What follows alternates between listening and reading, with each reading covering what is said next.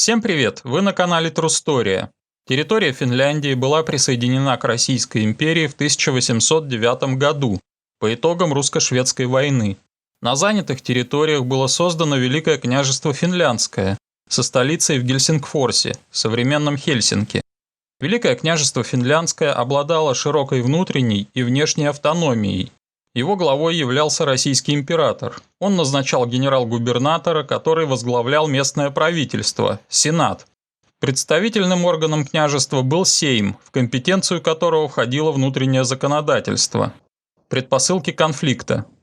Большинство населения Финляндии проживало в южной части. Именно здесь располагались основные промышленные центры. Там было много рабочих и были сильны позиции социал-демократической партии Финляндии. Север страны, напротив, был заселен крайне слабо.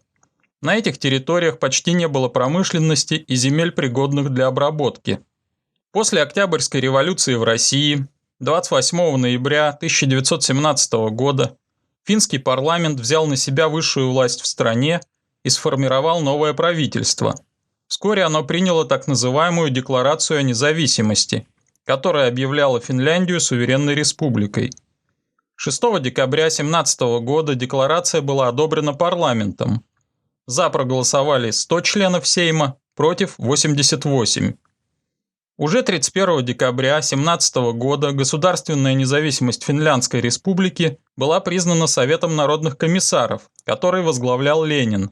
Затем постановление СНК было ратифицировано Центральным исполнительным комитетом Российской Советской Республики. В Финляндии крайне остро стоял земельный вопрос. Плодородных земель не хватало. Большинство из них принадлежало крупным помещикам. Крестьяне были вынуждены арендовать наделы. Аренда обходилась дорого, а правовая защищенность крестьян была крайне слабой. До 60% зерна было привозным. Продовольственная ситуация ухудшилась с началом Первой мировой войны. В 1917 году в Финляндии ввели продуктовые карточки. Начались принудительные изъятия излишков зерна. Изъятое зерно передавалось продовольственным комитетам, а они распределяли его по карточкам. Революционная ситуация в России привела к развалу политической и военной власти в Финляндии. Финская полиция фактически самораспустилась. В стране еще находились российские армейские части, однако их командиры обычно занимали выжидательную позицию и не вмешивались во внутренние дела. К тому же дисциплина в армии в то время была крайне низкой. Стороны конфликта. Для поддержания порядка летом 1917 года были образованы отряды народного ополчения, получившие название «Охранный корпус» или «Щутскор». Вначале эти подразделения не имели политической окраски. Затем, по мере нарастания противостояния между политическими силами, начался раскол на красных и белых. Социалисты, как правило, получали оружие от симпатизировавших им частей русской армии, а также из Советской России. В начале 1918 года правое крыло парламента Финляндии уполномочило Сенат принять жесткие меры по наведению порядка в стране. Правительство поставило эту задачу перед генералом Маннергеймом. Его первоначальной задачей была лишь организация верных правительству войск. В феврале 18 года Маннергейм ввел всеобщую воинскую обязанность, одновременно используя отряды Щутскора как костяк создаваемой им армии. Сенат провозгласил все формирования Щутскора законными войсками правительства Финляндии. Кадровые вопросы помогло решить возвращение из Германии финских егерей. Так белые получили опытных командиров, которые успели поучаствовать в Первой мировой войне. Рядовой состав Щутскора состоял главным образом из гражданских. Уже в ходе войны была налажена система подготовки военных кадров. В социал-демократической партии Финляндии наметился раскол. Ее левые круги выступали за захват власти в стране. Они имели свое силовое подразделение – Красную гвардию. Ее рядовой состав формировался обычно из рабочих, реже из крестьян. 22 января 1918 года левые и умеренные социал-демократы образовали исполнительный комитет, который подготовил план переворота.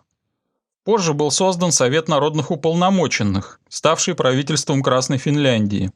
В качестве парламента и органа, осуществляющего контроль за исполнительной властью, учреждался Верховный Совет Республики. Ход военных действий.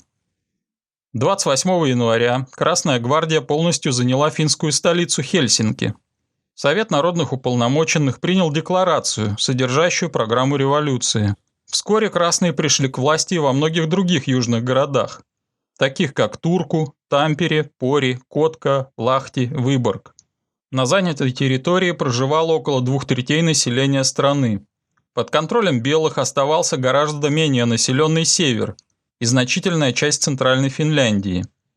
Финское правительство бежало из восставшего Хельсинки на север, в город Вааса. В середине марта 18 года началось наступление генерала Маннергейма на Тампере. Сражение за город затянулось и стало самым ожесточенным за всю войну. Уличные бои не затихали до 6 апреля. Одновременно с победой в Тампере удачным для белых оказалось наступление на Карельском перешейке в районе Рауту. Германия пыталась втянуть Финляндию в зону своего влияния и приняла решение послать экспедиционный корпус в помощь белофинам. 5 марта 18 года германский флот прибыл к Аландским островам.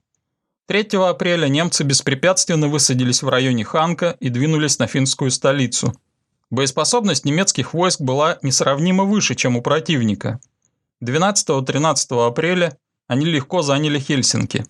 Еще один отряд немцев высадился в Лавийси и вскоре, продвигаясь на север, захватил Лахти. Тем самым сообщение между западной и восточной группировками красных было перерезано. Одновременно начали наступление правительственные отряды. Ночью 26 апреля Красное правительство Финляндии бежало морем из Выборга в Петроград. На этом финская гражданская война фактически закончилась. Всего около 10 тысяч красногвардейцев и членов их семей успели скрыться в Советской России. На вернувшихся под контроль территориях начался так называемый «белый террор». Часто имели место внесудебные расправы. Пленные красногвардейцы, а также гражданское население, заподозренное в симпатиях к социалистам, помещалось в специальные лагеря. Число казненных и умерших от болезней в неволе превышает 20 тысяч человек. Если вам понравилось видео, то не забудьте поставить лайк и подписаться на канал.